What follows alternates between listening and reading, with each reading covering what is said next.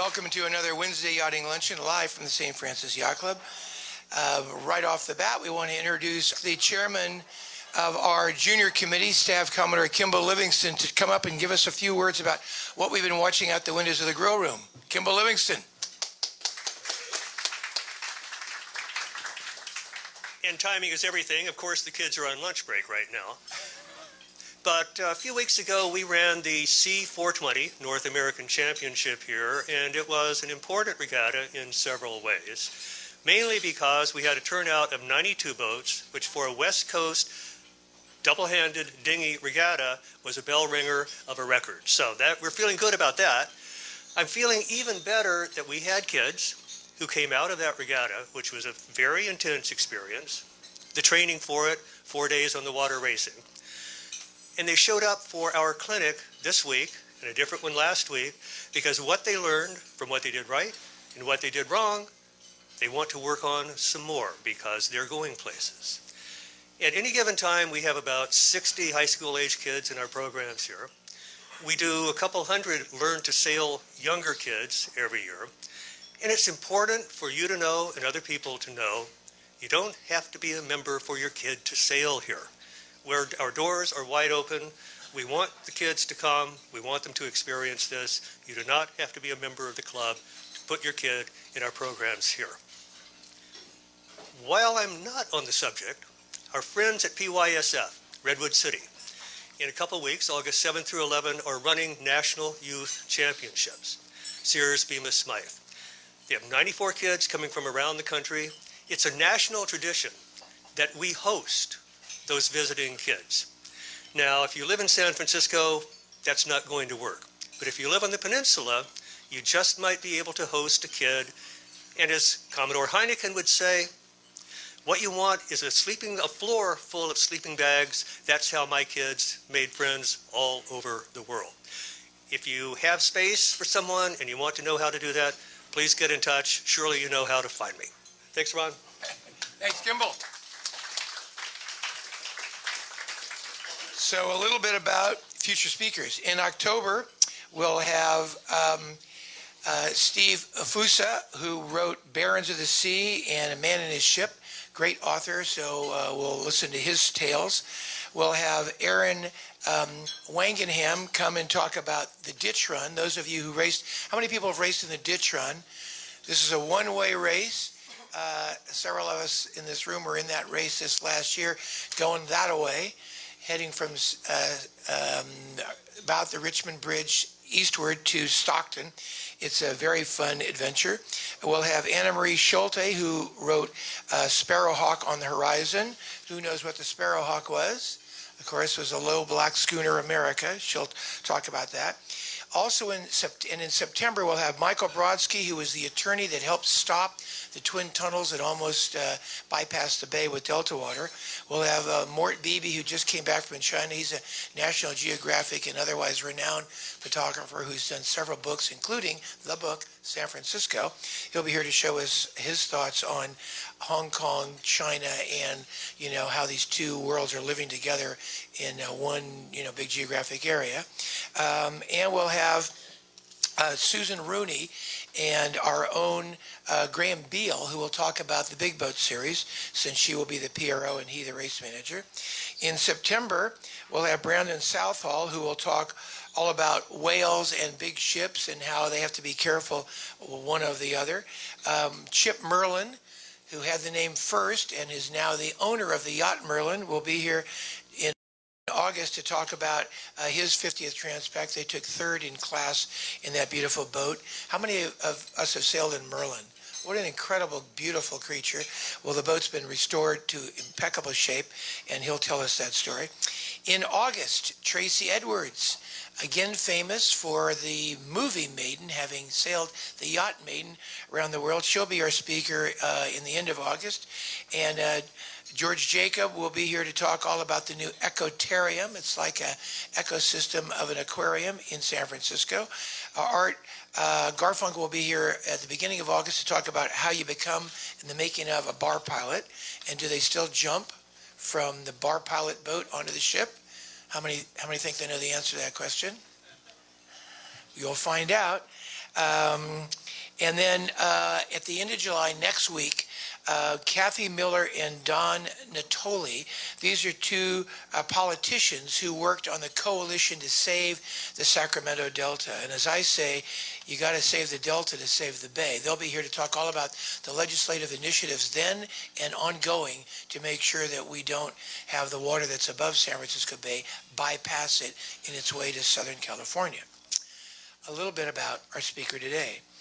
So visualize that you're like a little 10-year-old and you're saying to yourself, holy cow, we're on the family boat and I've been sailing already for 4 years.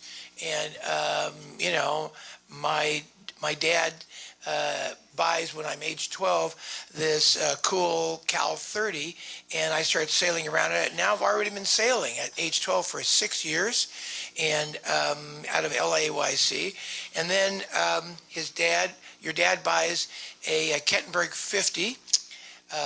Those of you old enough to remember Kettenbergs, it was a Kettenberg 50, and he started sailing in the Offshore series in Southern California, the Whitney Offshore series, and hanging out with other families that had a similar sailing, lifestyle and world around them.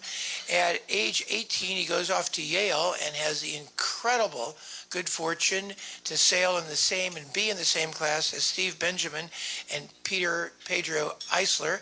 So the three of them are in the same class. That's pretty amazing. 1 year behind Dave Perry. They win the national championship, collegiate championship, only 4 years in a row, but then it's just a 4-year school. At age 20, he goes off to do his first Transpac, which was pretty cool. And then he goes on to sail in another Transpac and another Transpac. In the meantime, he meets a 505 sailor at Yale named Sally Lindsay. She would go on to be a 2-time Yachts Person of the Year. Stan's just a 1-time Yachts Person of the Year. So right away he shows great brains. If you can't beat him, join him. And changes her last name.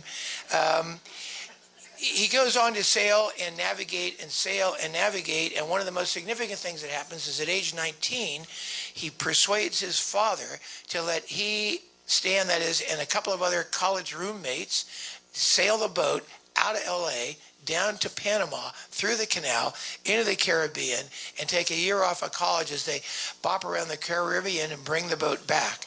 That was a probably axial moment changing his life. In those days, there wasn't electronic as we know it, navigational systems. Those of us who went sailing in those days, we would shoot stars or sometimes the sun, depending upon what's going on, because we would use, what's it called?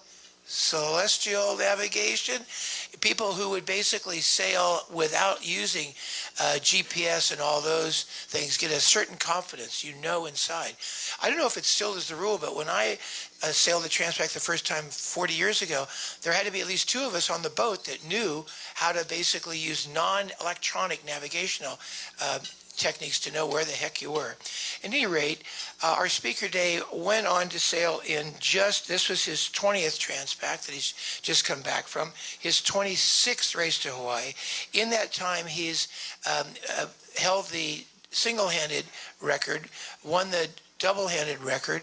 By the way, in the double-handed record, he sailed with another buddy, and member of this club, Paul Simonson, in a boat called Mongoose, and I sailed a bit on the Mongoose. Mongoose, of course, is this gigantic Santa Cruz 70 spinnaker. I jibed that boat many times, and I once said to Paul Simonson, I said, just you and Stan jibing the boat back and forth in front of the squalls? And my dear buddy, Paul Simonson, said, yeah, absolutely. I said, well, were you driving and Stan was going forward and jibing this gigantic thing that 3 of us just jibed? He said, I would go up there every now and then. So years later, I would say to Stan, how often would Paul go forward to the mast? And Stan said, Paul is way smarter than that. At any rate, so Stan set the fully crewed record 4 times and has won the barn door. That's the first boat to finish 10 times and set the fastest time. That is the fastest ever time 4 times. He knows a little bit about the Transpac. Please welcome Stan Honey. Thank you, Ron. So the talk is really on 2 topics. The first topic is the Transpac. And then the second topic is the background of the Olympic offshore event that's been recently introduced. So first, the Transpac. This is the timely one. So I've got a number of stunning pictures. Sharon Green went out with a helicopter, nearly crashed the helicopter as we understand, but nevertheless went out with a helicopter and got some gorgeous photos off of Molokai. And then we had Kyle Langford, one of the Oracle wing trimmers. He had a drone on board, and so we just got some stunning photos. So my presentation of the Transpac will be interspersed with lots of photos. Thanks to Sharon and Kyle.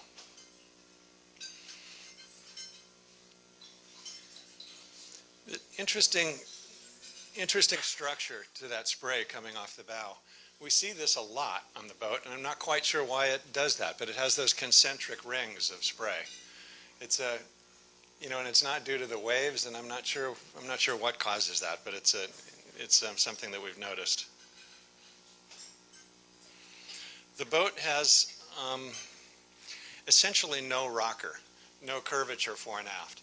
So Comanche is extraordinarily fast in very flat water, but she's totally dependent on flat water. Comanche is arguably the fastest monohull in the world at this point. She holds the transatlantic record, the trans-Pacific record, the 24-hour record, the Newport Bermuda record. But all of those events have been in flat water. And Comanche's time is limited because it won't be long that people come up with fully foiling offshore boats that will be extremely fast in flat water. But as it happens, all of Comanche's records are in flat water, so they're ripe for the taking. In fact, our transatlantic record, I was able to pick the weather so that we sailed, set a 5-day record from New York to England, and the biggest wave we saw was 18 inches. So obviously a foiler would just have a field day in the same conditions. So let me just go back briefly. So Comanche just recently, we just finished the Transpac. We had set the elapsed time record, the all-time elapsed time record in the last Transpac, the 2017 Transpac under the original owner, Jim Clark. But we didn't get the barn door trophy. The barn door trophy has historically been the trophy for the fastest monohull in the Transpac. But for the last 4 races, the barn door trophy was limited to monohulls that had fixed keels and manually powered winches. And then this year, Transpac went back to the original concept of just the fastest monohull full stop. And so then, in part, the big motivation for Jim Cooney, the new owner, to go back to the Transpac was to win the barn door and then, of course, have another go at our existing record that we set in the last race of 5 days, 1 hour, and some change. This race, the problem with this race was we had the Catalina eddy, a very strong Catalina eddy, which is just a nightmare to get out of Southern California. This is a video of the Catalina eddy. This is not the one that we started in, but this one, you can see how complicated it is. This one, you can see the kind of the upper left.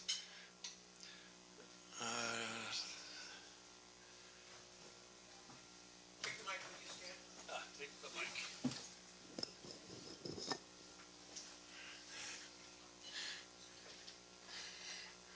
So this is Catalina, that's San Nick, this is San Clemente, this is a time loop, and then this is a very obvious eddy here where it almost looks like a hurricane because it has a hole in it. And then you can see 3 or 4 other eddies in this time loop. There's one there, there's one there, there's one there. So there's a total of at least 3. And the interesting takeaway of this is that the structure of a Catalina eddy is extremely complicated. And there's no rule of thumb for how to deal with a Catalina eddy and how to get out. But you absolutely have to get out that first day because at around 8 or 9 o'clock at night, the thermal inshore breeze shuts off. And if you haven't gotten out into the synoptic breeze, the breeze that blows all night, then you'll spend the night drifting around inshore. And so when you start in a Transpac that has this Catalina eddy, there's nothing that's more important than getting to the synoptic breeze before the thermal shuts off. And it doesn't matter where you go, you just have to get there. And in our case, our start, there was a very strong Catalina eddy, and we were only one of 2 monohulls that made it out. We made it out, and the Rio 100 made it out. And then the sleds, all the rest of the boats in our class, we could see them just astern, but they sort of just missed the cut, and we made it through. Comanche, oops, there we go. Comanche always carries a triple head rig unless we're going upwind. But in all other points of sail, we'll always have a triple head rig. The innermost staysail is our storm jib, and then that intermediate staysail is the heavy weather jib. And in this case, that's the only spinnaker on the boat. It's our A2. And this is the only time the boat's ever successfully carried a spinnaker. Normally, spinnakers don't work on the boat because the apparent wind is so far forward, and so we've always used tweeners. But this was the first time that Doyle built a spinnaker for the boat that we were able to make work in kind of winds from about 10 to 18. So this is the shot of the Catalina Eddy the day before our start. So this is the afternoon before our start. This photo was provided to me by Joe Sinkowitz, who's a branch chief of OPC, the Ocean Prediction Center of NOAA. And by Joe's count, there's four eddies in this shot. There's an eddy north of San Nick, an eddy northeast of Catalina, and another eddy that's sort of the east-northeast of San Clemente. This particular start, amazingly, the Catalina eddy burned off just in time. And so the boats that started on the 12th did get a clean getaway, but it was a close thing. This is obviously a drone photo from Kyle. Kyle is absolutely fearless about his drone. I mean, anybody who launches a drone at sea, you know, I always gave him like a 1 in 3 chance of getting the thing back. But then the places where he flew the thing was astonishing. And this is one of the more amazing ones, you know, flying it really down low, close to the water in front of the boat.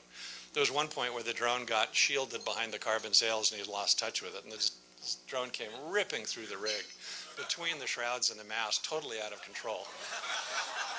And then he re-engaged it and got it in control and got it back. And he only cut his finger once, you know, recovering the drone.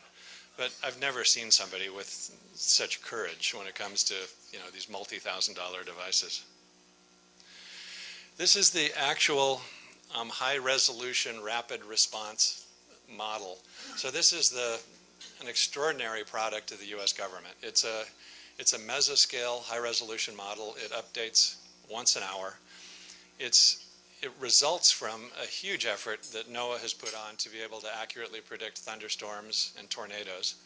But the benefit for sailors is that it works extraordinarily well in the coastal waters of the continental U.S. And this model can forecast the transition between offshore drainage and a sea breeze within about 10 minutes. And it can, off Newport, Rhode Island, one of the trickiest transitions is when the breeze is twisted vertically, you go left. When the breeze isn't twisted vertically, you go right. It can forecast that transition to within about 10 minutes. Well, this is the forecast for the night after our start. Blue is death. That means there's no wind at all, essentially. And then green is about 10 knots. But the dark blue is 2-3 knots. And so you can see San Nicolas. Can we put the slide up there? Perfect. You can see San Nicolas Island on the left of the screen, Catalina on the upper right, San Clemente in the lower right. To get to Hawaii, you typically go around the west end of Catalina and then you head out south of San Nick, right through that dark blue zone. And so the key was you had to get out before the wind shut off.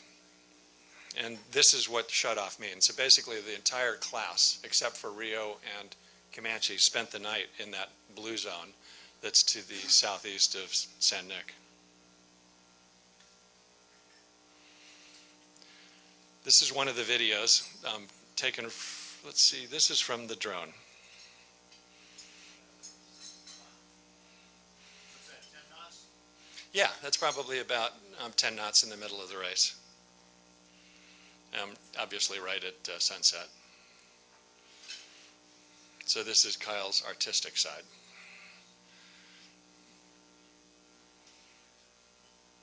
There you can see the lack of rocker. The bow goes down and just stays there. And that's the A2, which is, it's a spinnaker from the standpoint that the mid-girth is over 75%. You're only allowed one tweener, meaning one sail that has a mid-girth that's between 50%, therefore it's a jib, and 75%, which makes it a spinnaker. So it was a real relief to be able to carry a spinnaker that actually worked, so that we had a backup. All the other times we've tried to build a spinnaker for the boat, none of them worked because the apparent wind is too far forward. But this is the first one that actually is faster than the A3, which is a tweener.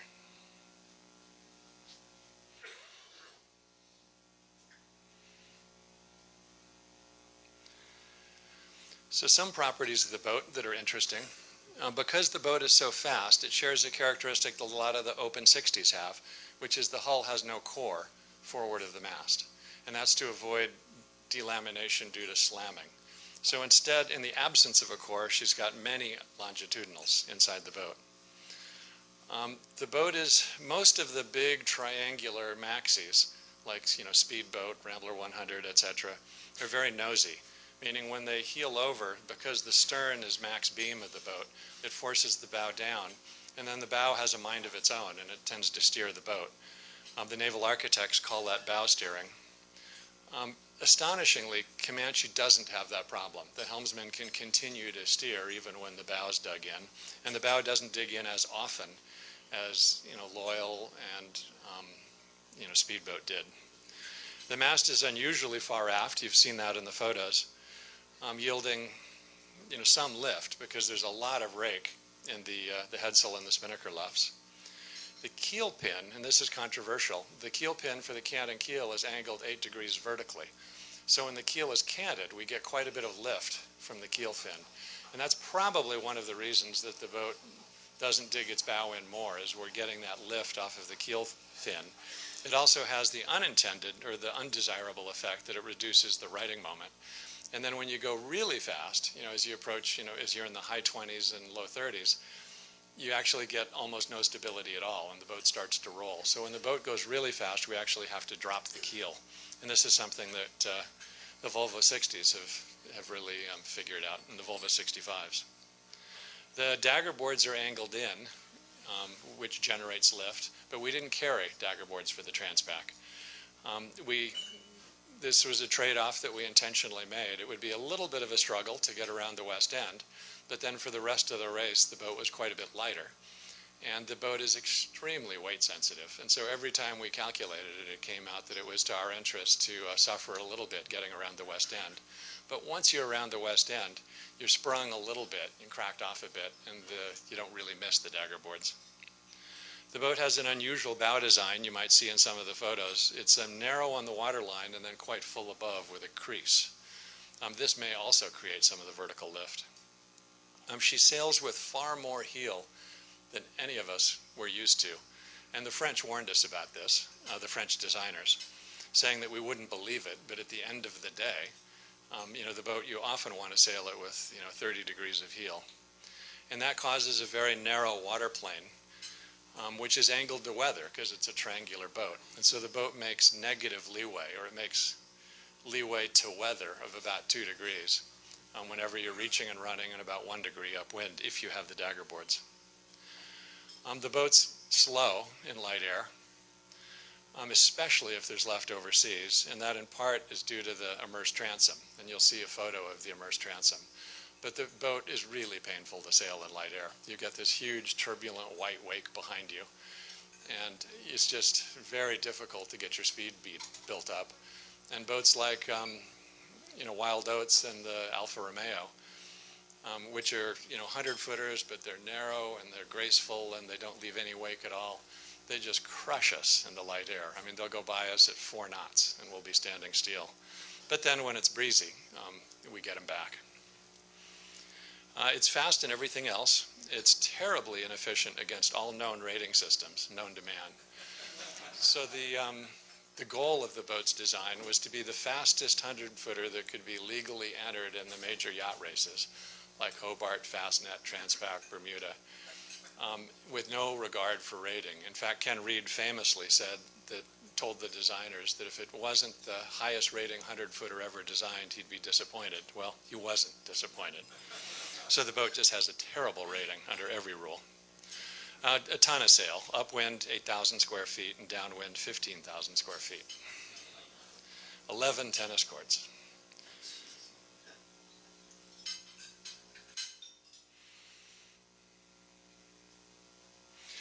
The boat, even in the Transpac when it's blowing 12, the boat is just, you're constantly got water on deck, just solid spray.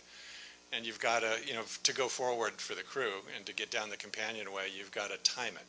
And you get hand signals from the folks in the back of the boat, and you know whether you're highly regarded or not by whether they send you into the... And I figured out the hard way, the guy you don't ever get advice from on when to run to the companionway is Moose, Mike Sanderson, the skipper, because he's just got a terrible track record for sending people into the teeth of blue water.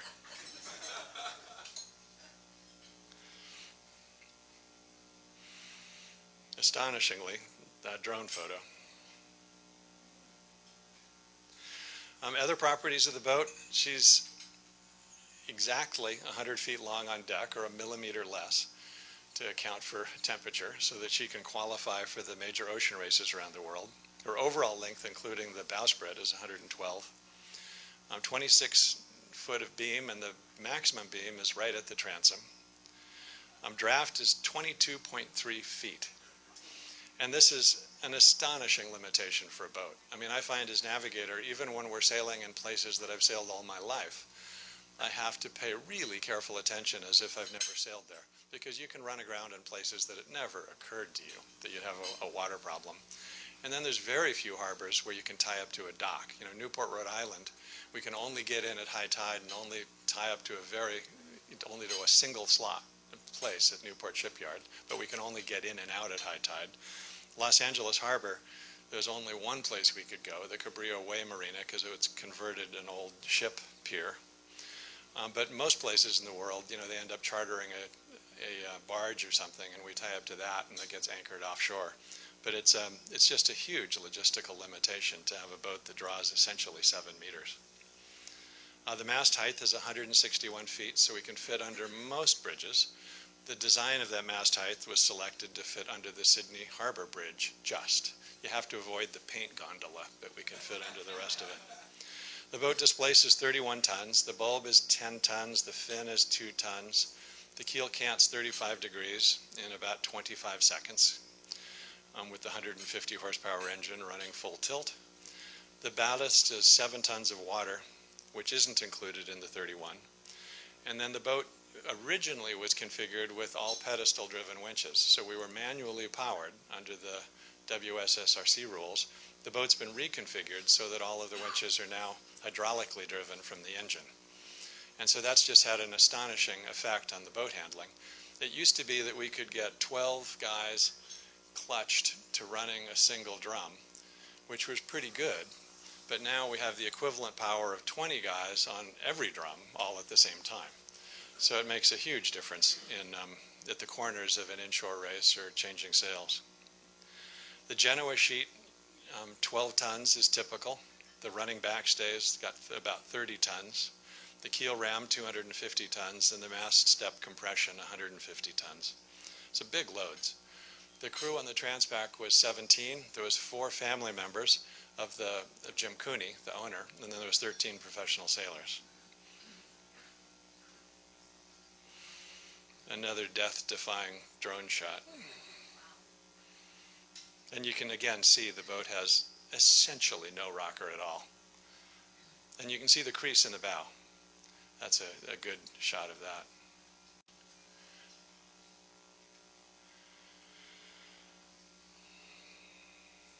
That's the A3, the forwardmost sail. That's the keel ram. That's Caraboni built it and built the hydraulic system on the boat, and that's Mr. Caraboni behind that. And that's the main keel ram. There's another slightly smaller keel ram that goes on the other side that's there just for safety, just to lock the keel off if we have something wrong with the hydraulic system. But this is the primary keel ram that cants the keel.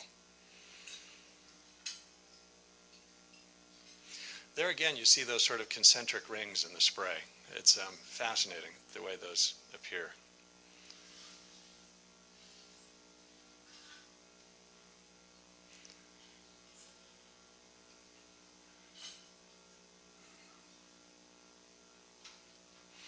This is a shot going into the harbor after we finished the race. But it's an interesting shot. You can see the immersed transom.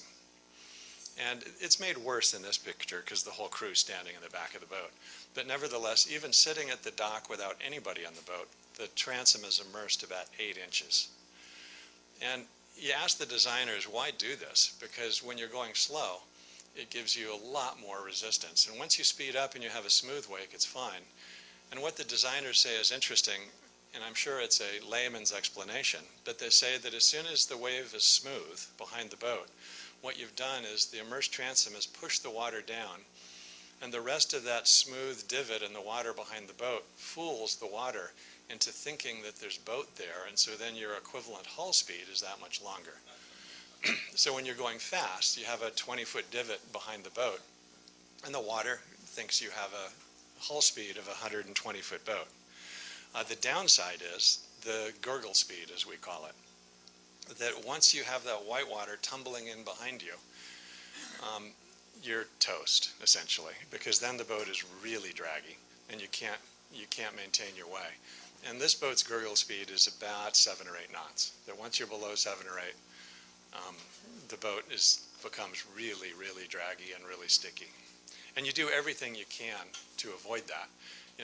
In the case of the Transpac, we can shift sails. So you put all the sails up on the foredeck and all the crew on the foredeck.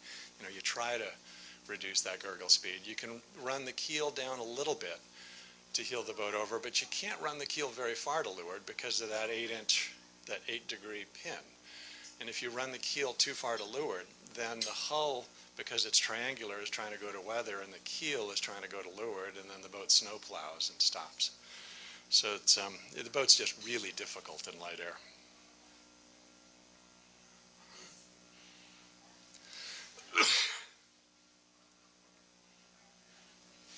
As a result of that Catalina eddy, we did get out of there that night, and we won't get much sympathy from the other people in our class who spent all night drifting around.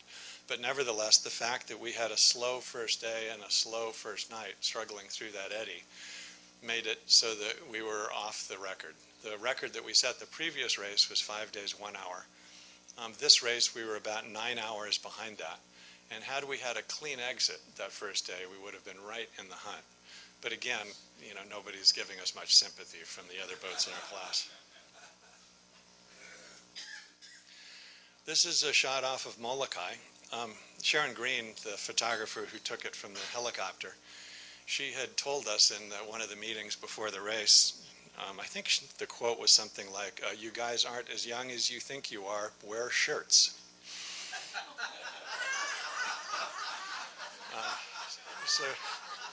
So she insisted that we all put on our crew shirts when we saw the helicopter.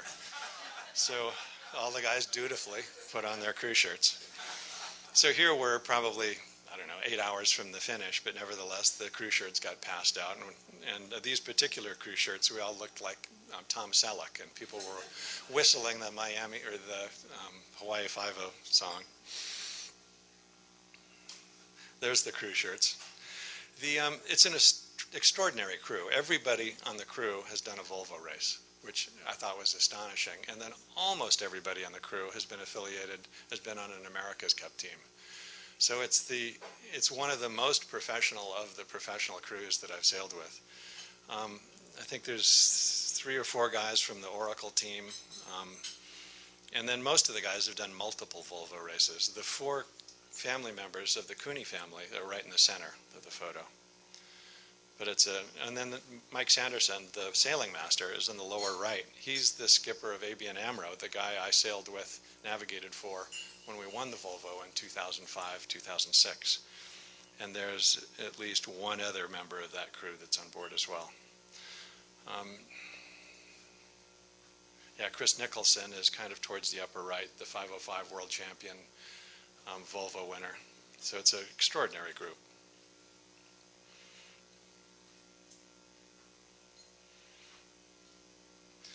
In the middle of the race, the challenge was the high. You can see the Pacific High, or the new Pacific High, in the upper left. That was a great shape for the race.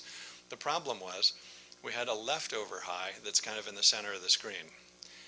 And there aren't any closed isobars about it, but you can see there is circulating flow there. And so you had to deal with that high as if it was the Pacific High from the standpoint of getting wind. And so that's kind of dominated the decision for most of the race of how many miles we had to sail, is to stay out of the light air associated with that sort of remnants of the old high. Wind speed and color stand on that graphic? Yeah, the wind speed's in color.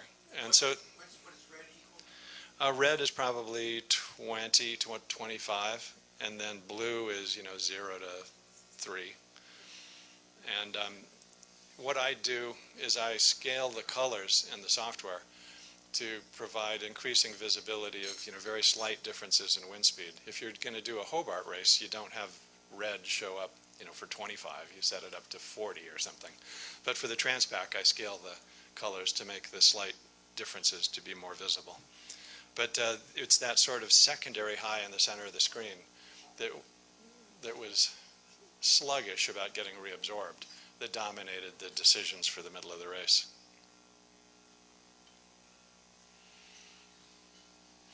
The forwardmost sail, that's the A2.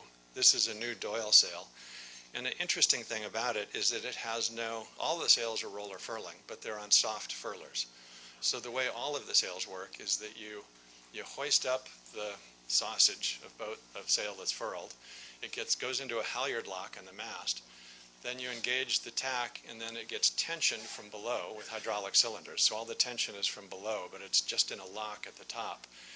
And most of the sails historically have had cables, soft cables that spin. But these new sails that Doyle is making don't have a cable in the front. All of the tension just goes onto the fabric itself. And the interesting thing is that by putting the tension in the fabric, it allows the sail to rotate more in front of the boat, and so you get more projected area. And so this A2 that you see has that property, that there's no cable in the front of it. And you see the white cable in the J2, the sail that's behind, but there's nothing corresponding to that on the A2. So it's a fascinating technology, but the sails are quite a bit lighter, and they fly further out around the boat, this absence of having a cable. The boat only has one permanent forestay. You can see it. It goes from the stem of the boat at the aft edge of the bowsprit, up to basically the hounds. There aren't any sails that go on it. That's just the only permanent rigging that goes forward of the mast. It used to be we would set our J1 on that stay with soft tanks, but the problem was we could get the J1 up, but we couldn't get it down. Because by the time you're trying to take the J1 down in 18 or 20 knots, they get everybody on the boat on the foredeck, including the 64-year-old Navigator, and you couldn't get the thing down. And so now we don't set anything on that stay, and everything goes on a soft roller furler, including the J1, which has a tack fitting that's just aft of that permanent stay. So that permanent stay is the only piece of rigging that's permanent that goes forward, but no sail goes on it. There you. Carbon fiber standing rigging, yeah. There you can see the forestay that's between in this case it's an A3 and a J2. Another interesting thing about the boat, it's kind of hard to see in this photo, but you'll see it in other photos, is it doesn't have check stays. So the boat has a runner that goes to the masthead, and then it has deflectors, lines that go straight forward from the runner to the mast and then come down to big hydraulic cylinders inside the boat. And that adds a lot of compression to the mast, and it adds a lot of complexity to the tuning, because you have to adjust these deflectors to put the runner load essentially corresponding to whatever particular halyard locks you're using on the mast, and to adjust for mast bend. So it's a very complicated thing to tune. But the result of it is that you can do a better job of putting the backstay load where you want it, and there's less windage because the deflectors are running fore and aft instead of running at an angle down from the mast to the deck. This is the conventional, I'm going to talk about the end of the race. We sailed an unusual course to approach the finish. This is the conventional isotack chart. And it shows that, you normally would come into Kalapapa and you'd sail through the maximum of wind along the north side of the west half of Molokai, jibe off Elio, go through a maximum of wind, and then try to do one jibe and end to the finish from there, having gone through those two maximums. The thing that I've never been able to figure out, and maybe Commodore has, is sometimes there's good breeze north of Maui and north of the eastern part of Molokai, and sometimes there's not. And I've never been able to figure out how to predict it, when it's worth the risk to go in there. But the new NOAA high-res NAM model finally provides that data. And so we had the courage then to go into the accelerated breeze that's north of Maui and north of the east side of Molokai. This is a shot from the helicopter showing one of our jibes into Kalapapa. You can see the lighthouse. It's just a gorgeous part of Molokai, but there's the Kalapapa lighthouse. And so we're going in there and then to jibe to sail right through that maximum of wind that's off of Kalapapa and off the north side of Molokai, just west of Kalapapa.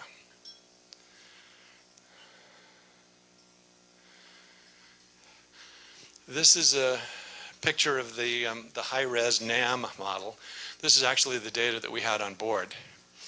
The orange is more wind, and the red is more wind, and the orange and yellow is less wind. And so it's very clear. We need the slide back, thank you. This is Molokai, that's Oahu, but it's very clear that you're better off to come down here north of Maui and then jibe back and forth through this entire band of accelerated wind than you would be to come into Kalapapa or even to come in straight into the channel. So that's what we did, and in fact it was there. We sailed in the accelerated breeze all along here and jibed probably 4 or 5 times.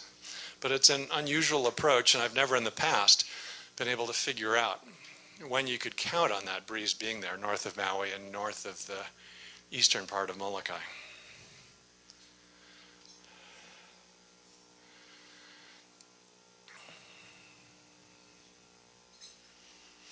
This is I think the owners were probably below deck and taking off watch when this happened. But this is a shot with Kyle running the drone and I think Ted Hackney steering. And I think the guys are absolutely horsing around a bit. But it's interesting what young guys horsing around with a 100-footer will do.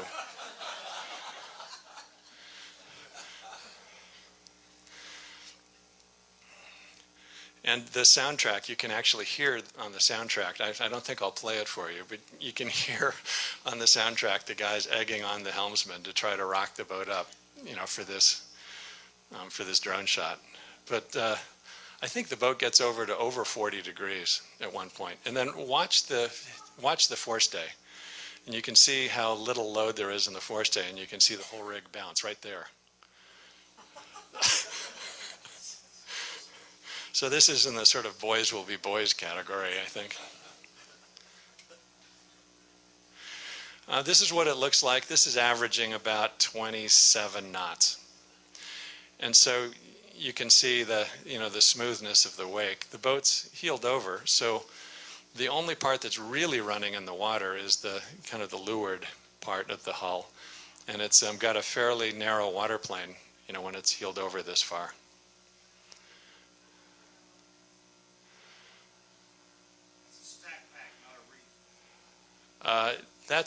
The boat isn't reefed at this point. That's just the bib that's connected to the lazy jacks, so that if you do reef, the sail has a sort of a nappy that it can sit in, and the lazy jacks are tied to that. It turns out that the Kiwis and Aussies, they don't call them lazy jacks, they call them lazy bastards. So. But I think they're still referring to sailors when they say that. Oh, we are reefed there. I'm sorry. That is reefed, and that's why the yeah. But it's not a DAC pack per se, but it's it kind of works that way, you know, when you're reefed, when the sail is sitting in its nappy. So that's averaging about 27, as I recall.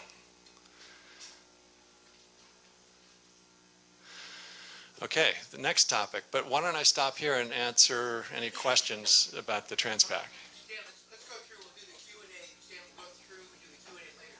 Like I said, let's not do questions now. We'll talk about the Olympic offshore and then do all the Q&A later.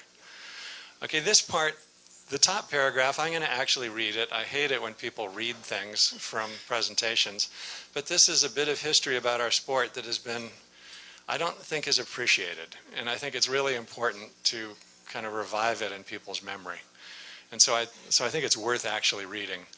But in 1965, there were rumors that the '68 Olympics might include an offshore racing class. To enable such an event, the International Yacht Racing Union, IYRU, in '66 asked the RORC, the Royal Ocean Racing Club, and the CCA, the Cruising Club of America, to frame one international rule.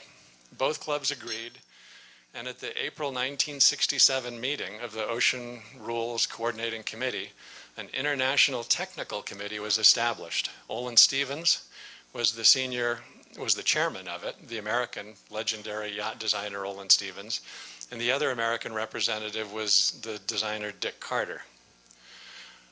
In November 1, 1969, the ORC was founded to run the new rule. The Olympic event never emerged, but the new IOR rule led to one of the best periods of international offshore yacht racing in history, with pinnacle events worldwide, such as the Admirals Cup, the SORC, and the Kenwood Cup, run under the same rating rule around the world. So the fascinating thing about this, from a standpoint of, you know, people saying, what does offshore sailing have to do with the Olympics, is that the Olympics actually, in a way, led to a period of the best offshore racing that we've ever seen in the world by forcing our sport to come up with the IOR rule, a single international rule that was used around the world. But most people have forgotten the fact that the genesis of the IOR rule was the promise, or not the promise, but the possibility of an Olympic offshore event.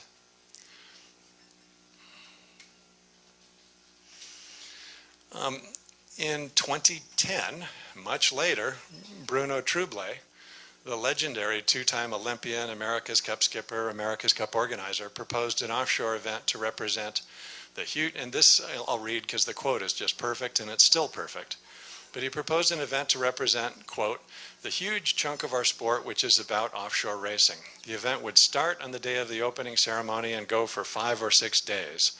Not everybody can appreciate the challenge of competing in Dinghy 1 designs, but people need not be sailors to appreciate the adventurous challenge that an offshore event would present. Let sailing take a page out of Olympic history by presenting our own marathon, the offshore distance race. That was in 2010. It was at the World Yacht Racing Forum. I think it was in Portugal. But it was very thoughtful.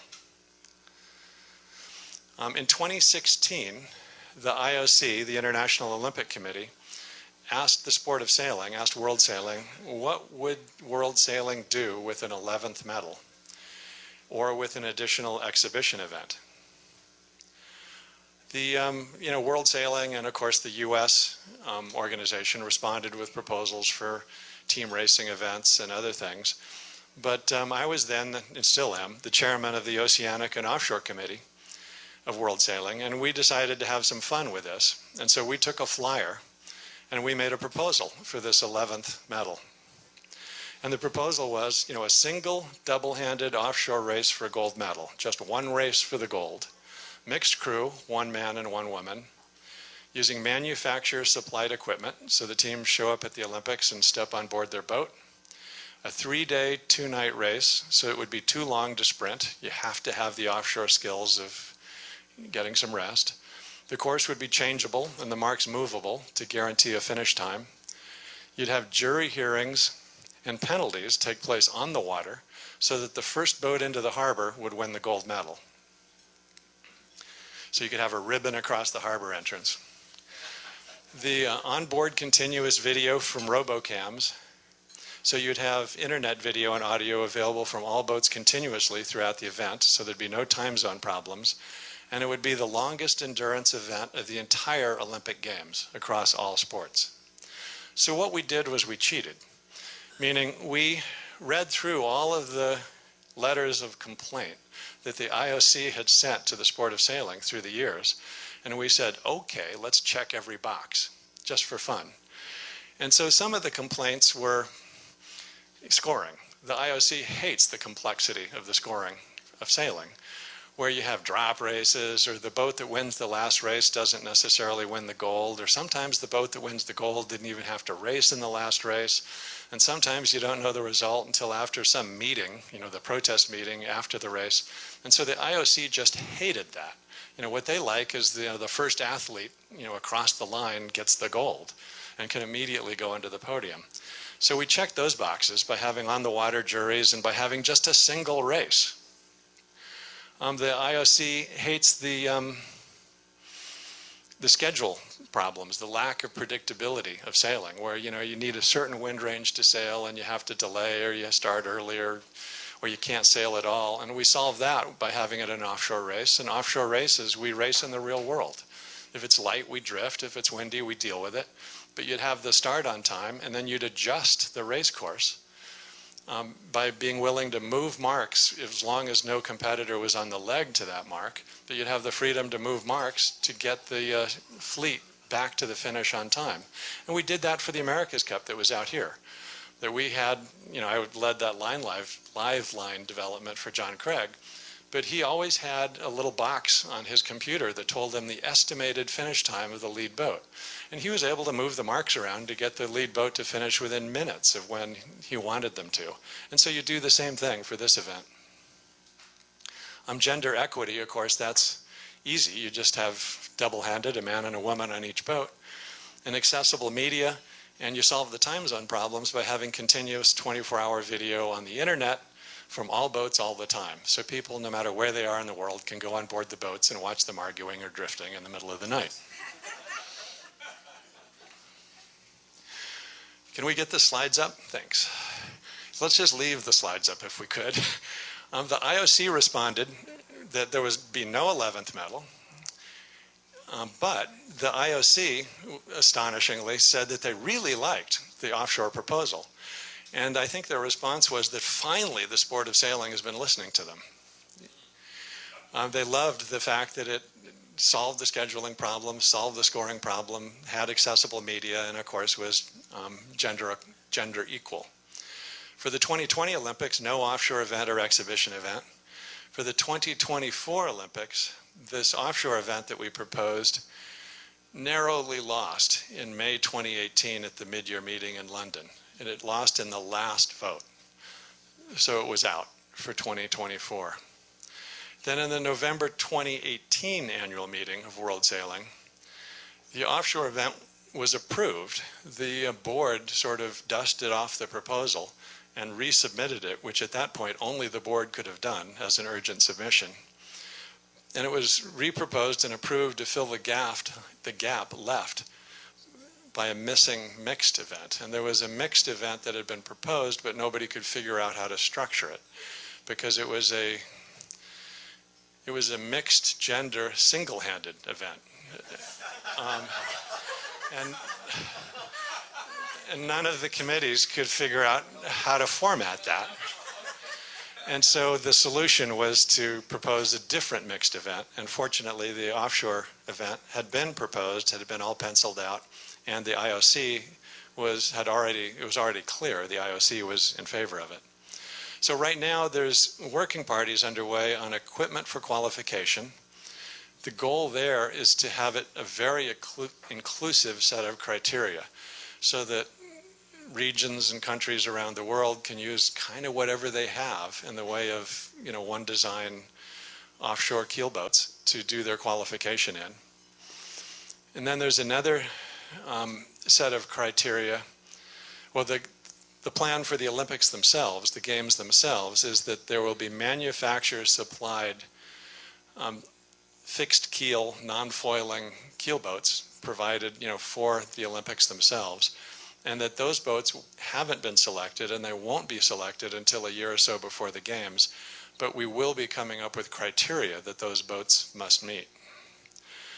Then, folks, there's a working party working out qualification, how regions and countries around the world can qualify for the event, and then, of course, the event structure. And I'm pretty sure, but that obviously the decision hasn't been finalized, that a lot of our original proposal will live on, meaning that it be 3 days, 2 nights, that there'll be, a single race, that there'll be on-the-water jury and penalties to achieve, and there'll be 24-hour-a-day video from each of the boat, because it's really those goals of solving those problems of complicated scoring and complicated scheduling that cause this proposal to be, I think, exciting in the first place. So this event, this offshore event in small keel boats with, mixed double-handed crew, represents the type of sailing done by 50% of the sailors in the world. And I don't know how you get to that number. I've struggled with U.S. sailing to try to get to the number of, what percentage of sailors in the U.S. sail in keel boats with bunks. And in spite of the simplicity of the question, it's essentially impossible to get to that answer. But you can get close to it by looking at the number of PHRF certificates and estimating how many people are on the boats and whatnot. But I think it's a conservative estimate that says that 50% of the people, of the sailors in the world, race on, small keel boats with bunks in them. Double-handed mixed offshore events and divisions in existing races are emerging around the world. Essentially all of the RORC races now have a mixed double-handed division. The Middle Sea race does, all the ORC race events do. The Miami OCR, they're putting in a double-handed division. Annapolis is putting together a regatta. And Don Riley at Oak Cliff has already held a regatta, where she took her fleet of Melges 24s, which is arguably completely inappropriate for double-handed offshore sailing. But then they made some small pinhead mains and they put on small spinnakers. And by having the specialized sails, and they had some water ballast by filling some fenders with waters and giving one of them to each boat. But it was a very clever approach. And I think it really illustrated that you don't have to have the perfect boat to do these events. And I've had people argue with me that, well, you could never double hand a Mum 30. It takes 7 people to sail a Mum 30. And I sort of respond by saying, well, actually I double-handed a Santa Cruz 70. And it takes 14 people. So yeah, of course, you can double-hand boats, ranging from small boats to Cal 40s to Santa Cruz 70s. It's just different. And you sail the boat different, you change sails differently. And you wouldn't be competitive against a full crew, but you're not racing against full crews. And so I think there really can be a wide variety of boats that can be used for qualification. You just have to be inclusive about it. Some claim, and I think in the Bay Area, I think we all probably believe this, but that double-handed offshore sailing is one of the fastest growing disciplines in sailing worldwide. I think in the Bay Area, we've really experienced this, that some of our biggest events of the entire year, the Three Bridge Fiasco is an example, and the double-handed Fairlands race, are the double-handed events. And people are noticing this around the world, and I don't know what the dynamic is. I think people are tired of making lots of sandwiches or something, but nevertheless, double-handed sailing really is growing. And so I think this is a important thing, and I think it's great for the sport if we can make this happen. So that's all of my comments. Ron?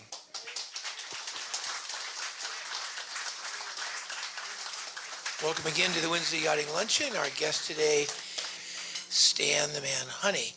Stan, you've raced to Hawaii and really all around the world in both mono and superfast multi-hulls.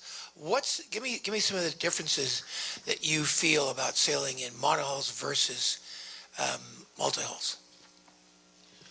Oh, I think sailing around the world in a 105-foot French multi-hull with 9 super experienced French multi-hull sailors has got to be the epitome of getting around the world. I think the boats are sensibly designed.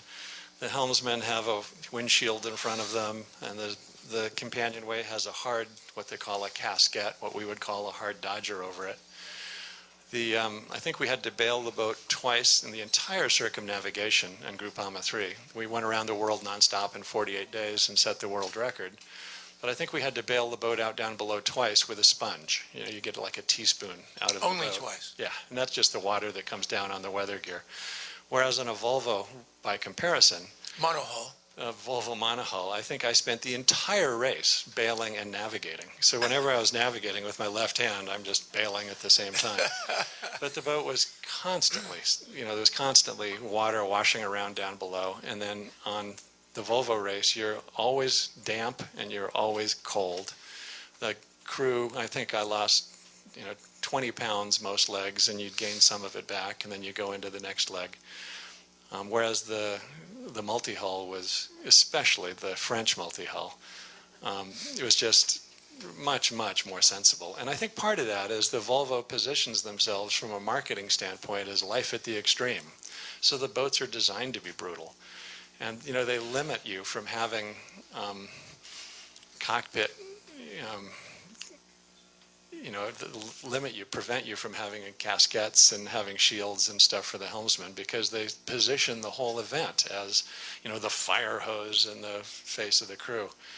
And so it's just different, but it's really pretty crazy compared to the multi-hulls.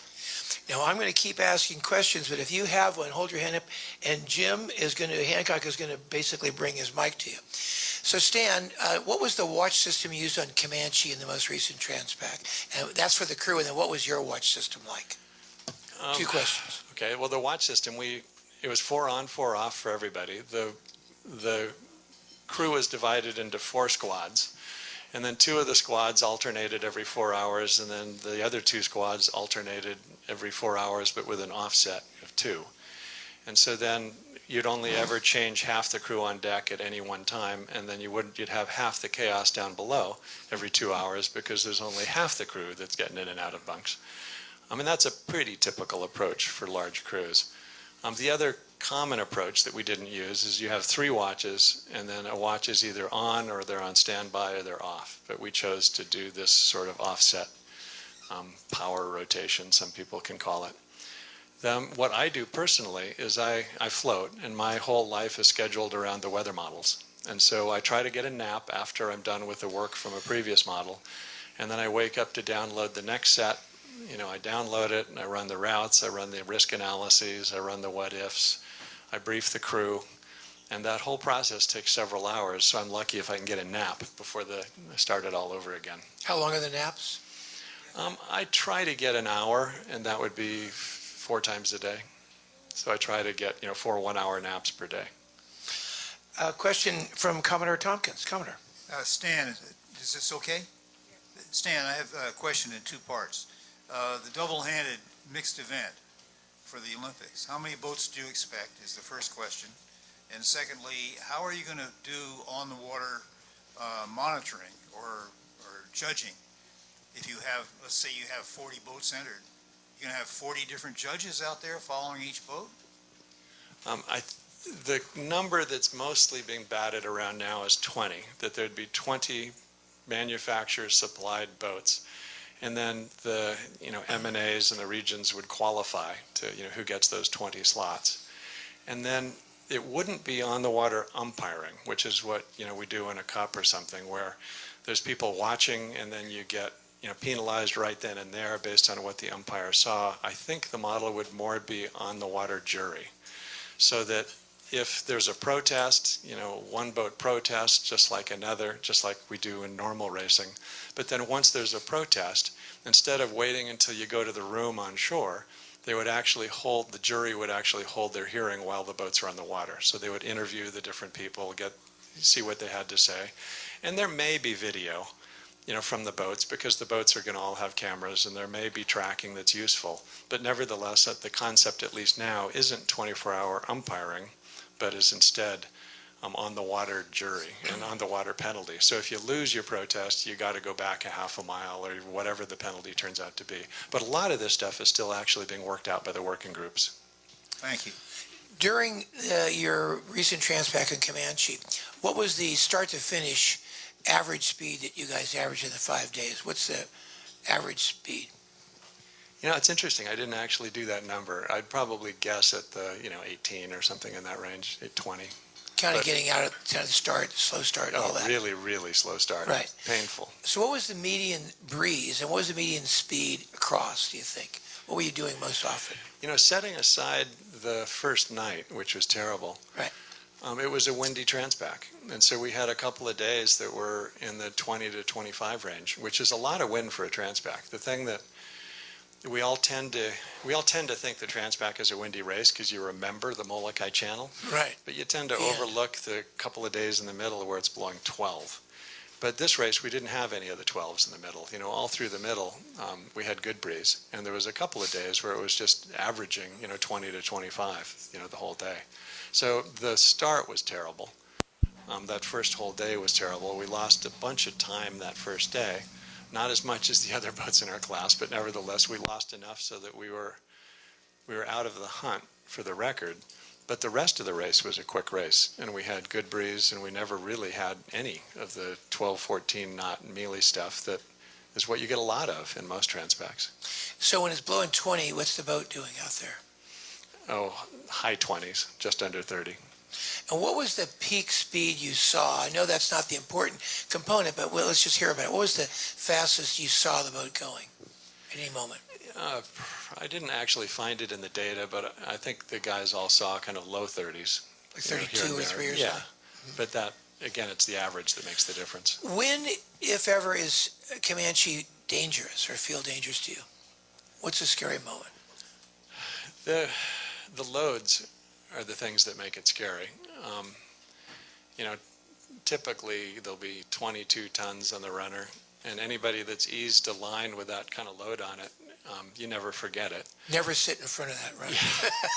And, I often have the job of, easing the runner. And it's something that you just have to be extremely careful of to control it and not let it jump. What's the main carriage? What's the load on the main sheet carriage right there? We don't actually measure that. You don't have a sensor there? Yeah, Okay. we don't have a sensor on that. And then the other thing about the boat that requires a highly skilled crew is the powered winches. That, we've all sailed on conventionally powered or winched boats where when the load seems too high for what you're doing, you look around and you see what's gone wrong and you deal with the hockle or whatever the problem is. But with these winches, you've got the equivalent of, 20 guys grinding on the winch. It takes a really aware crew to make sure they're looking at everything that could be affected by what they're doing on that winch to make sure they don't, hurt somebody or break something. And then there's also takes people that are very sensitive and have a great sense of, situational awareness, to hit a kill switch to shut off a winch if one of the switches misbehaves and the winch starts to wind on its own. And we didn't have that happen this race. The boat's extremely well maintained, but it's something that's always in the back of people's minds. And then there's all the corresponding things of, you'd never hoist anybody aloft with a self-tailer.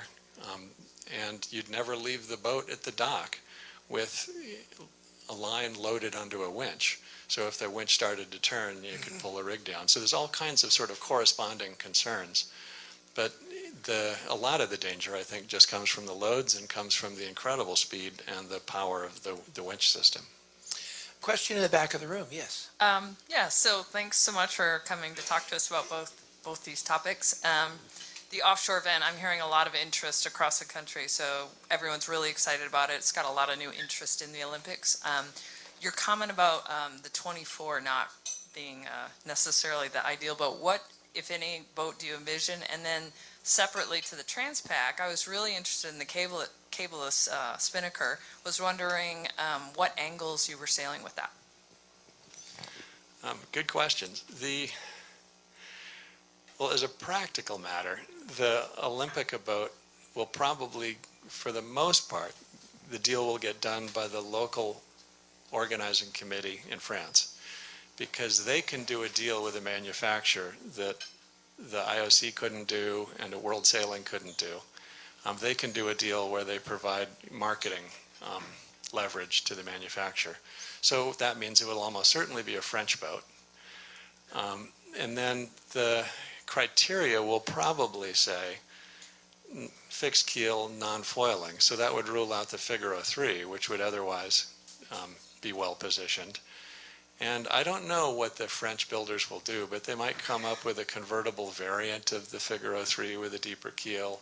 Most of the design offices in the world have a double-handed offshore racer, being under design, because everybody has seen that this is there's rapidly growing interest in this area. But I think what we'll see is, an attractive, fast, probably new, French boat, and it might be some kind of a derivative of a Figaro of some kind. And then the interesting thing would also be with respect to if the event survives and succeeds and happens again in Los Angeles, that those French builders they build boats in the US. And so if the same structure is in place, then whoever does it for the French Olympics would be well positioned for the LA Olympics. Or, other people have suggested to more formally, keep the boat that is used for France. But those are all issues that'll get discussed ad nauseum in the future. Then your question about what were the angles? The angles are pretty typical. It's just the boat's faster because of all the stability. And so, typically we'll go downwind in 18 knots of breeze at like a 144 true wind angle. So the angles on the true wind aren't different than you'd expect, but then the apparent wind angles are way far forward, like 45 degrees. And then the speeds are very high. An interesting thing happened on the final approach coming in is that we had a problem with the keel canting, and one of our valves got stuck, and we had to put the keel on center. And of course, the ley line to the finish of the Transpac is one of the hardest ley lines in the history of sport. I mean, it's just really, really hard because you're trying to go in past Cocoa Head and there's all these puffs and it's very changeable. And so here I am trying to call that ley line on a boat where it's in a configuration I've never seen before, which is a lot of breeze and a keel stuck on center line with water ballast. And so I figured, oh, hell, what else am I going to do? So I just used the same numbers, and then to my amazement, Comanche sailed exactly the same angles with a keel on center as she does with a keel fully canted. And I remarked about that to Moose, and Moose's reaction, well, of course, we're just slower. So the boat just slowed way down. But to me, it was really interesting to see what happened. But yeah, the angles were still 144. It's just the boat's 5 knots slower, and the apparent wind was further back.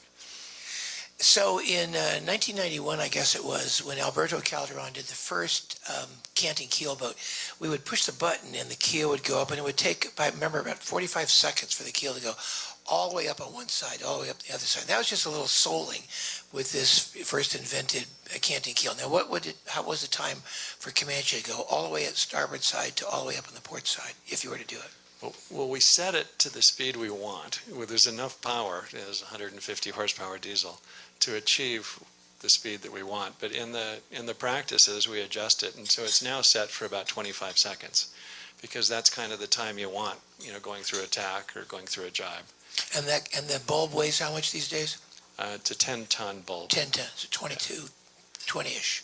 Yeah, Okay. It's interesting as an aside, and Paul's not here, but he'd still be mad at us for the story I'm about to tell. But in the 2005-06 Volvo, Volvo gave each team 2 engines, a little engine that was supposed to be used for canting the keel and charging the batteries, and then a big engine that was only supposed to be used for propulsion, to get in and out of harbors. Well, we read the rule closely and realized that it didn't actually say you couldn't use the big engine to cant the keel. So we put our hydraulic pump on the big engine, and we had to put it on the front instead of the back. And we talked to Volvo and said, is there a problem with that? And they said, yeah, the engine will only last for so many thousand hours. And we figured, okay, no problem. So we put our hydraulic pump on the front of the engine so we could cant as fast as we wanted. And so that was just a huge advantage in the inshore races, because in the jibes, Paul, who's the best helmsman on the planet steering downwind, he would often crash during the jibes because the keel wasn't fast enough. And then, of course, we didn't have that problem because our keel was as fast as we wanted it to. And, Paul was just furious because here he is, the best helmsman in the world, crashing in the jobs, and we're not. And it was all because we just read the rule really closely and realized that we don't need to use the little engine. So, Mark Lambros has a question. Mark.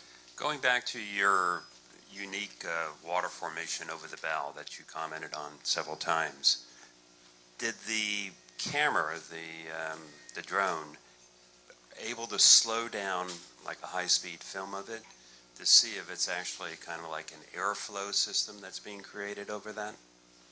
That's separating the water? yeah, that would be an interesting thing to go back and look at the drone video. I'm sure we've got, 60 fields per second of interlace, and it'd be interesting to see what there was from that. But yeah, I just kind of noticed it in looking through the pictures, and it didn't correspond to any sort of encounter frequency of the waves. And so I was just, it would be interesting to know what it was. Talk about engine time during the race. Well, the engine runs all the time on this boat. There were a couple of times where we had the A3 up, and the A3 you're not trimming it as much. And so there was a couple of times that we turned the engine off for 20 minutes just to kind of get a break. But essentially the engine runs all the time. And so the boat's hot and noisy down below. Unfortunately, I can't hear, so it works fine for me. And then there's some other sort of offshoots of that, which is instead of having a normal stove, we have one of these flow-through water heaters. So there's always a little spigot with boiling water that comes out. And so anybody who wants can always just dump the boiling water in their instant coffee and get coffee. And then, of course, we eat dehydrated food, so folks can have their dehydrated food whenever they want. But it's an interesting approach. And we have limitless power on the boat with the engine running all the time, so that works. But it's also safer not to have a kettle on the stove when the boat's crashing around. But it's an approach that's now used by, I think, Speedboat and Wild Oats. So a number of the big boats that run their engines all the time are using that. But it's a pretty clever approach. Question from Kimball Livingston. Kimball. And Stan, that is a perfect segue. Because with Comanche, we're talking about a 100-foot yacht. And if you take a moment to share with us some of the comforts provided to one of the valuable members of the crew, namely the Navigator, and what life is like below if you were to stand straight up, and your working conditions, please. Well, I don't score a bunk because there's not enough bunks, so I have to take my naps in the nav station. So that's a setback. The boat, it has very high transverse floors, and on most boats the floorboards are on top of the floors. On Comanche, if you were to put the floorboards on top of the floors, you'd have a 100-foot yacht without standing headroom. So instead, I guess this is like Commodore's boat. We walk on the hull and we step over the transverse floors, but the floors are kind of waist high, so it's not really stepping over them, it's more clambering over them. So the boat is, and then there's not enough handhelds below, at least for a 64-year-old. And so getting around is pretty scary. In fact, that's where I got injured once. I got chucked across the boat when the boat buried her bow during a time when I didn't have a handhold in my grip, and I got thrown across the boat and ended up with a concussion and breaking 3 ribs. But the boat is, and then it's deafening down below, just the noise, and that's true of a lot of carbon boats. And then the winches, make it deafening. But of course, I have a benefit there of being half deaf to begin with, so I'm good. Talk about food during the race. We had just all dehydrated. We used the dehydrated foil packs where everybody has their name written on one of them for breakfast and one for dinner. You find the bag with your name whenever you want it. You pour boiling water in it, wait 10 minutes, and eat it. And so everybody just sort of eats on their own schedule, by finding the foil pack that's got their name on it. Yummy. And then for lunch, it's mostly just snacks. But their snacks they include some relatively healthy snacks. But yeah, and so I wasn't real keen about the approach for lunch. I would have preferred, 3 dehydrated meals per day. And then the dehydrated food has consistently gotten better. It doesn't have that sort of aftertaste it used to have. And so the one thing that's a little alarming about the dehydrated food is on the foil packs it says best used before 2048.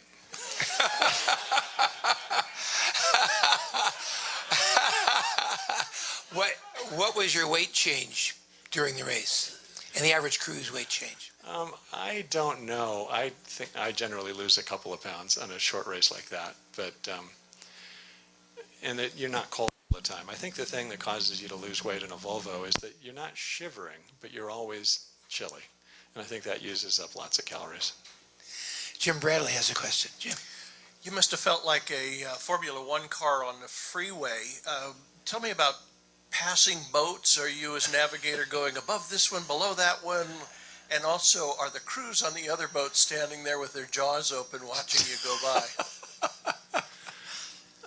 One funny thing about the Transpac is, we start the last day and you're going through, 70, 80 boats, but they tend to be pretty well spread out. And so by the time you go through them, you'll see 3 or 4 and you might only go by one quite closely.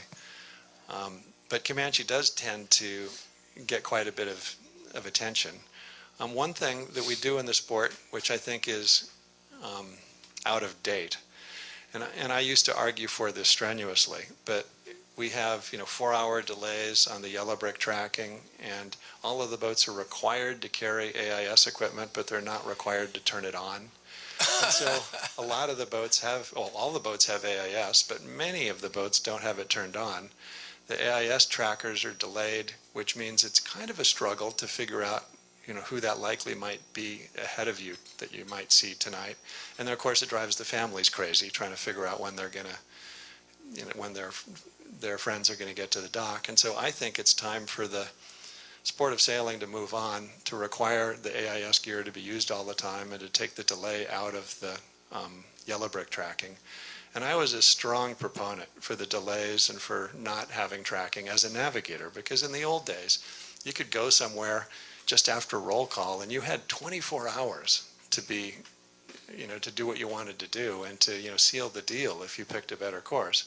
But times change, and I think we just need to, as a sport, we need to adopt the fact that, or address the fact that times change. But the sport right now, I think, is in a frightening situation where if one of our sailboats gets hit by a container ship or gets hit by Comanche, the safety inquiry, and I'm on a lot of those inquiry panels, as is Sally, it's just going to be devastating. So you had AIS and it was turned off, and that's probably not even legal under the international regulations. So I think the sport's in a funny spot, and I think we should straighten that out.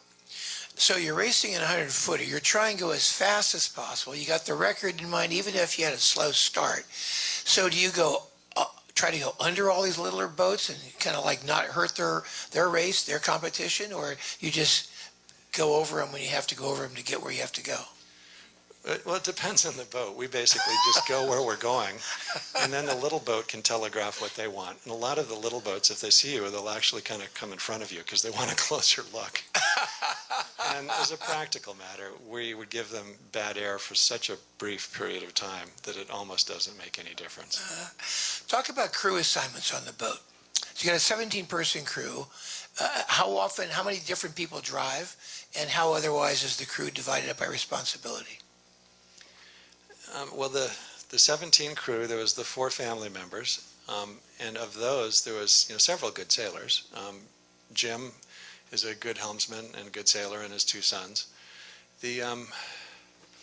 But of the professional crew, if it was a Hobart, and you were really right on the edge with 3 or 4 or 5 other 100-footers, and it was a really tightly fought event, you'd probably only have 4 or 5 helmsmen.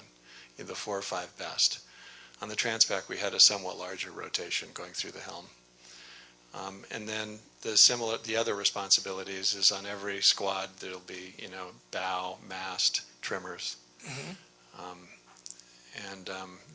so it's pretty conventional in terms of the allocation. How long would you have the A3 up as you're going across? When did it get up? The sail chart on the boat is kind of funny in that, and a lot of people would find it surprising, but the masthead 0, which is essentially a jib, but it's a huge jib. In light air, we use the masthead zero on all points of sail.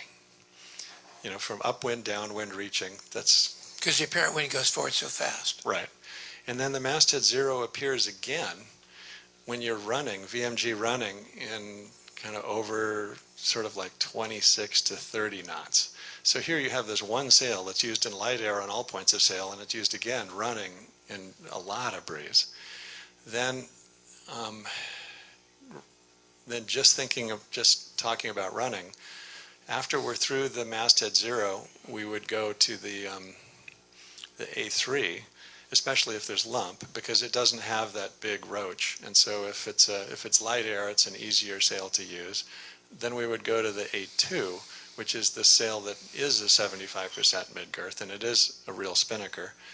And we'd use that from about 10 or 12 knots up to about 18 or 20 knots. And then we'd go back to the A3 from 20 to 26 or 7, and then we'd go back to the masthead zero above that. How long would it take to change from one to the other? It depends on the halyard configuration. If you're changing from a zero to an A3, or from back and forth, well, you're using a different halyard box, so you can do a peel. You can get both sails in the air. Put them up and then peel. And then unroll one and roll the other up, and so it's a standard peel. If you're going from the A2 to the A3, it's a tough decision because they're using the same halyard box, so you can't do a peel. So you either go bald-headed, which takes us about 4 minutes, or you peel twice. So you put up the masthead zero, take down the A2, hoist the A3, so you do 2 peels. Crew likes that a lot, I bet.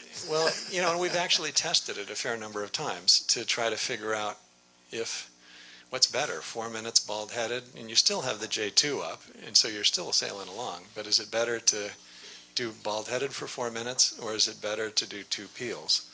And it comes out, it's quite close to a wash, and so then the 2 peel approach is quite a bit riskier, especially if there's a lumpy sea or it's at night. And so then often the decision will get made based on risk, trying to avoid the risk of damaging a sail with 2 peels, because that's generally where you damage a sail. Bruce Monroe has a question. Staff Commodore Bruce Monroe. Stan, thanks for a great talk, as usual, incomparable. You're the holder of many sailing records. Ron, in his introduction, said you've been now 10 first-to-finish Transpacs. Is that right? I think so, yeah. One with your boat. Is that also a record, 10? Did anybody done more than 10? I don't think so, but I don't know. I One of them was I don't with think you. so. Well, I know, With but Charlie. that when was the first to finish, and which one was the most memorable? And don't tell me 1983. Which was his second aboard Charlie with you, Bruce. I think the first one was 1979 on Drifter. And that one was quite memorable because I was the runny-nosed kid. It was my first maxi Transpac. Drifter was, in terrible shape. Merlin had all the best guys and all the best preparation. And then that was the year that the high went completely bad and came sagging down across the course. And I was able to convince, Harry Malasco to jibe to the south and take this, crazy extreme course of sailing extra miles to stay in the wind.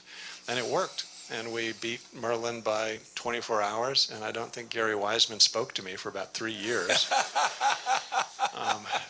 So that, in many ways, was the most memorable because it was my first, and it had the most to prove, and it was a very risky choice to see the high falling apart. And then I remember waking Velasco up and saying, "You're going to hate this, but we have to jibe, perpendicular to the course and stay on that course for a day and a half in order to win the race."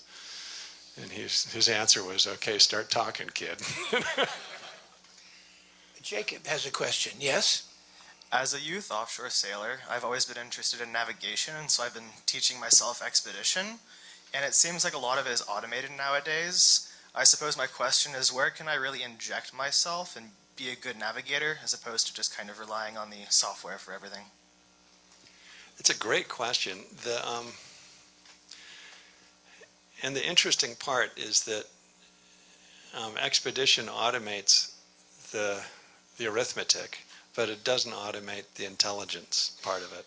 And the key to course selection is to ask questions and to understand, why is Expedition telling you that this is the optimum course? Why is that important? Is it because there's more wind over there, more current over there, because there's a front coming in, you're going to jibe in the shift? But until you can look at the course that Expedition generates and explain it in sailing terms to sailors, then you don't understand it. And if you don't understand it, then you'll make the wrong decisions when conditions aren't as predicted.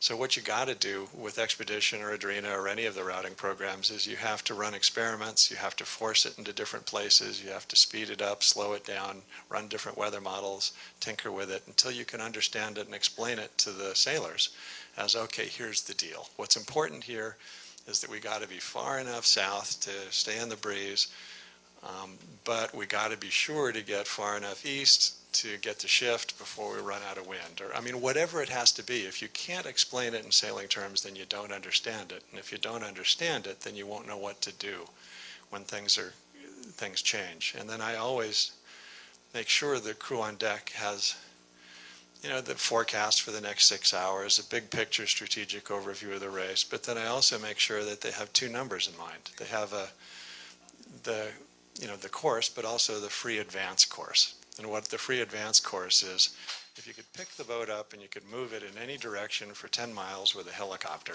where would you move it? And sometimes it's obvious, upwind, downwind, towards the finish. But in many cases, it's not obvious.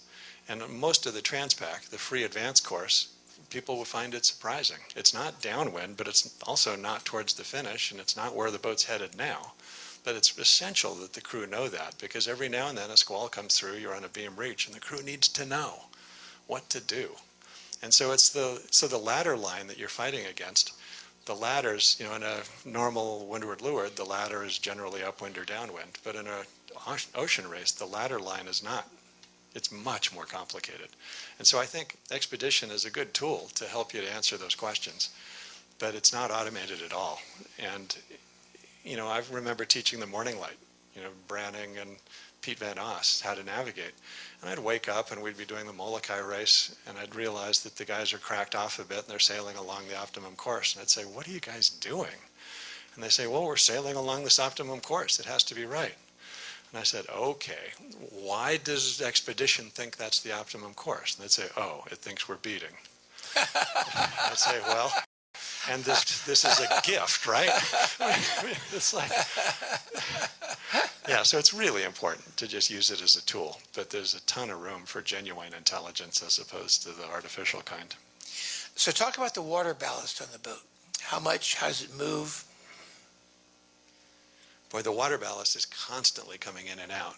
We're constantly, moving the water between the different tanks fore and aft and adding and changing the amount of water.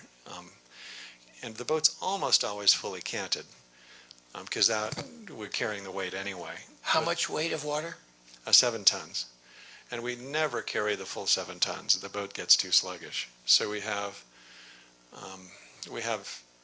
were able to use 3 of our 4 tanks. We couldn't use the forward tank in this race because of rating. It's because of Appendix K, inverted stability problems. So we had, tank 2, 3, and 4, and then we were constantly moving water around between the tanks. So give us the decisions under moving the water. What causes you want to move it? What do you give us a little life cycle of water movement here? Well, you'd have, as the wind builds, you'd be fully canted as soon as the wind is over like 8 or 10 knots. And then you'd start by putting the water forward in tank 2. And then you'd probably take it out of tank 2. Why are you putting water forward? To stern out of the water at slow speeds? Yeah, because you're still, relatively light and you want to keep the weight forward. And then as the breeze builds, you carry more water and then you start to move the water further aft. Right, because the bow's getting out of the water, you got to get it back. Right. Get the weight down. Yeah. So by the time it's breezy, you have tanks 3 and 4. Way back. Okay. Right. But we'd never. How long does it take if you wanted just to move the water? How long does it take to move the water?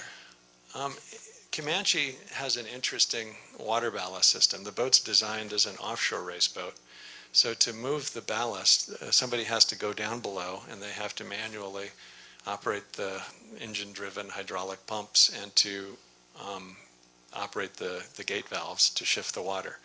And a boat that was designed for inshore racing, that would all be done, from on deck using solenoids. But for Comanche, the decision was to save the weight of the automated system and then to have relatively small ballast system plumbing. So it takes Comanche 2.5 minutes to shift water before attack. And so you pump it and drain it as quick as you can to the leeward side and then tack.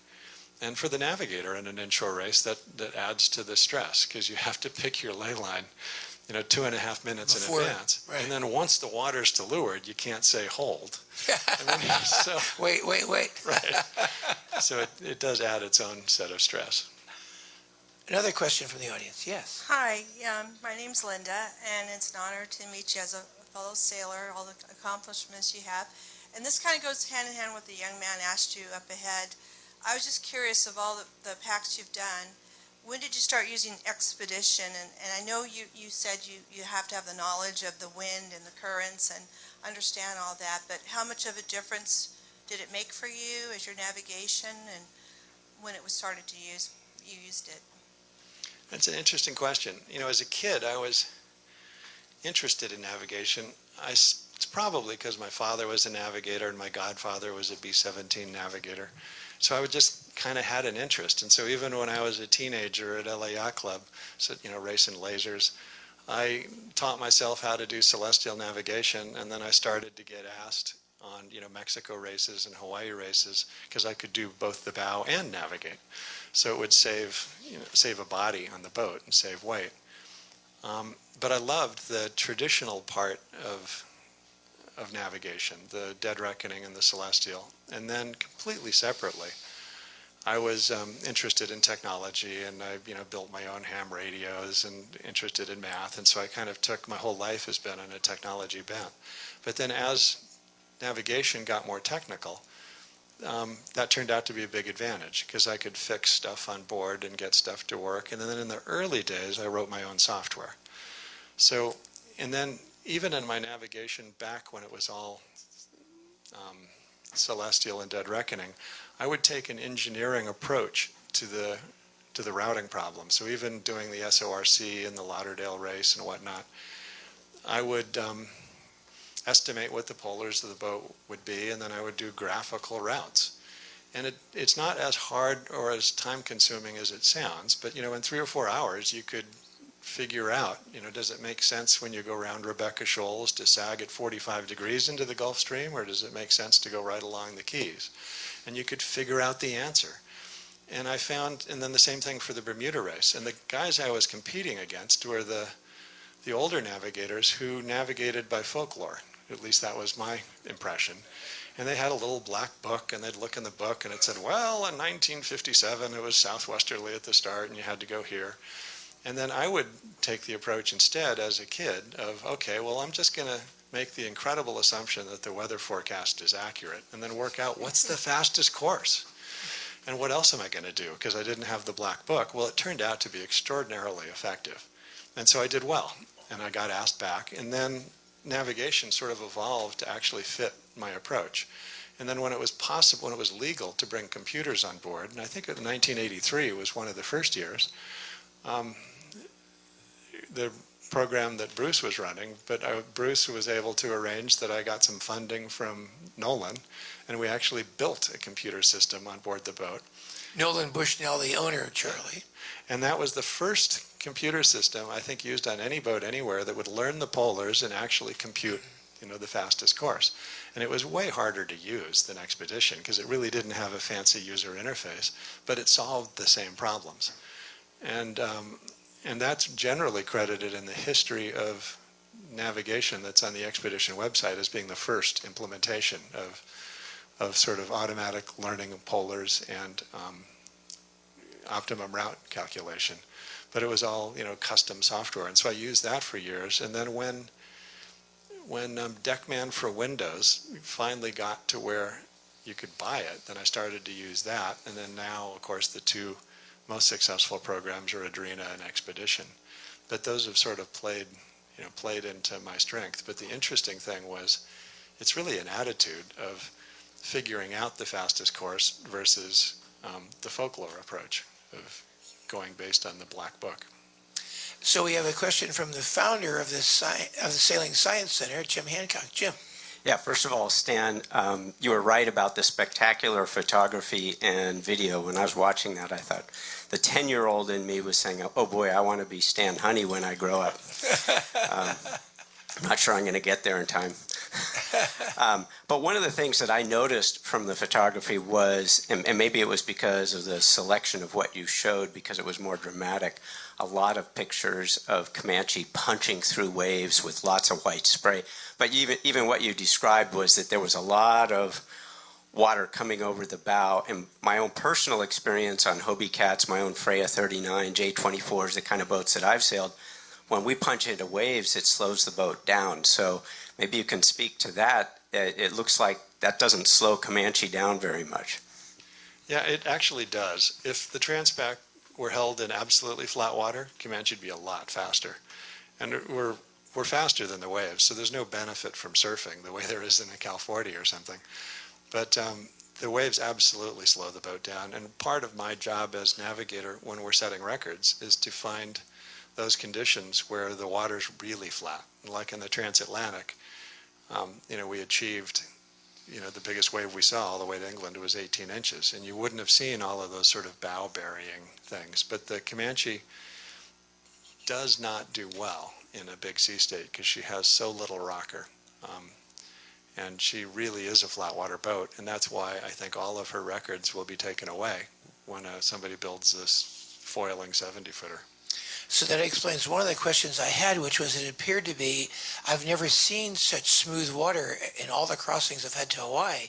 You seem to have incredibly no waves. And it's because you were deliberately not wanting to be anywhere near waves. We would go for waves because we could surf them.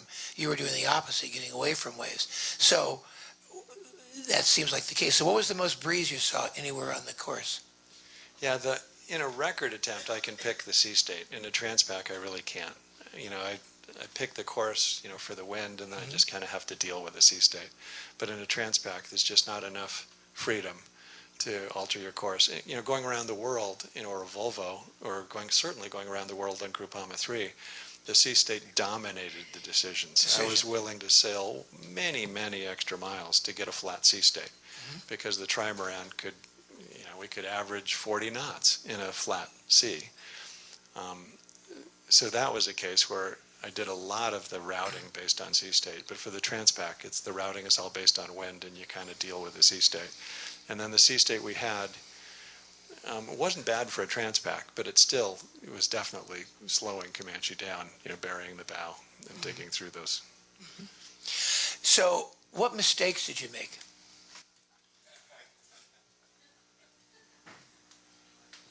That's an interesting question. I'm not sure I'd do much different in terms of the course selection.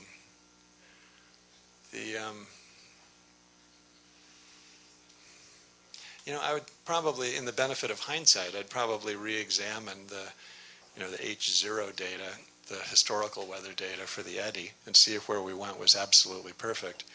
But given the information we had at the time, I don't think I would have made the decisions differently.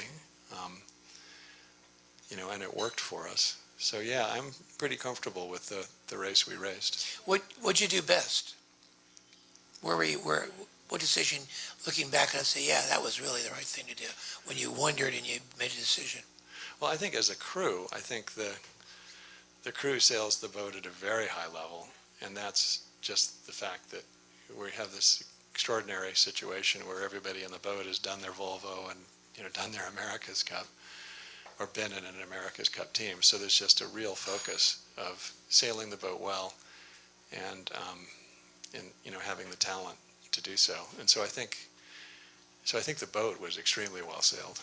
Did you get scared along the way anywhere? What was it that made you get worried or nervous?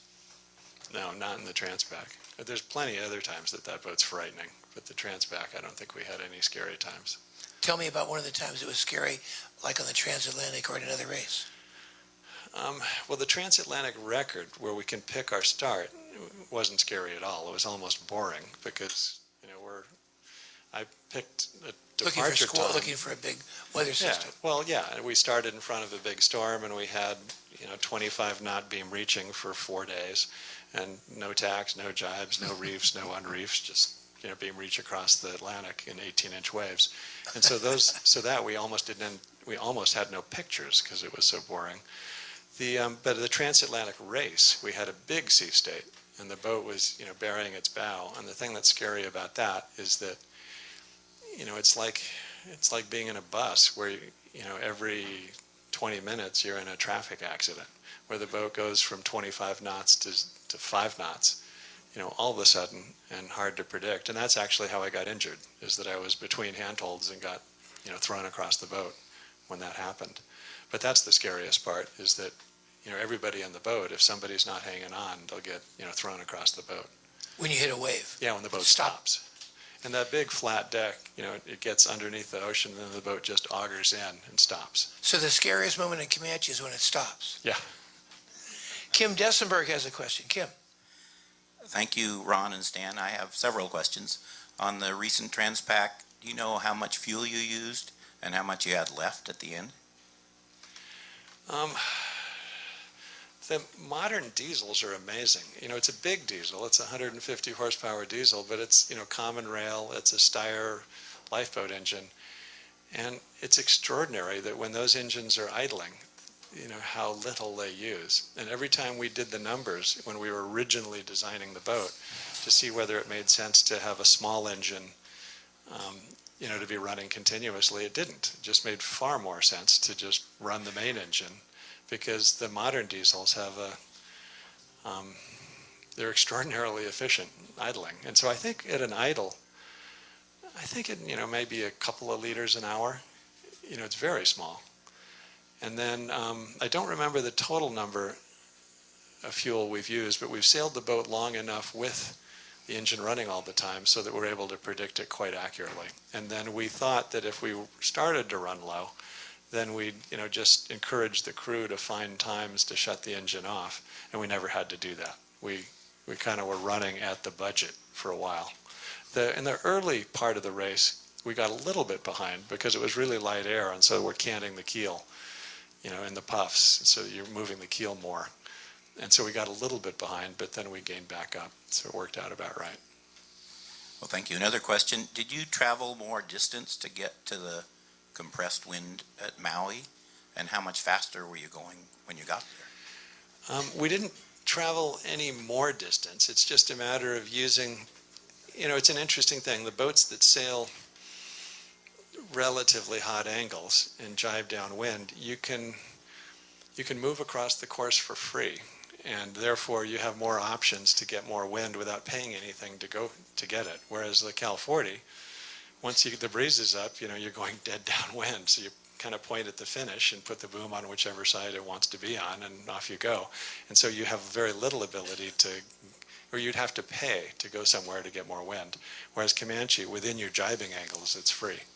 And so that's what we did. We didn't sail any extra miles to get down there. It just looked like there was more wind down there. And so then instead of picking a ley line into Kalapapa, I got over there and then got down north of Maui and then got into the accelerated breeze sooner. But I'd never had the courage to do that in previous races because I knew that it sometimes would work, but I couldn't figure out how to tell until this new NAM high-res became available. One more question, if I may, and this is a little off the subject, but why is it that when you go from LA to Hawaii, you sail south of the rum line, and when you go from San Francisco, you often sail north of the rum line? That's an interesting question. I think it must just be fate. Yeah, I don't. What about the weather pattern? Why is that? It can't be odd and even years.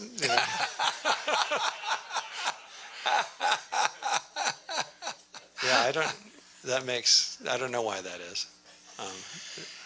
So thank you for joining the Wednesday Yachting Lunch. We want to especially thank our friends Tom Eamon and Julia Whittakin of Sailing Illustrated for their help with us, and new technical director Eric Roach, and cameraman John Bechtel, and of course our speaker today, Stan Honey, who just won the Barn Door Trophy only for the 10th time.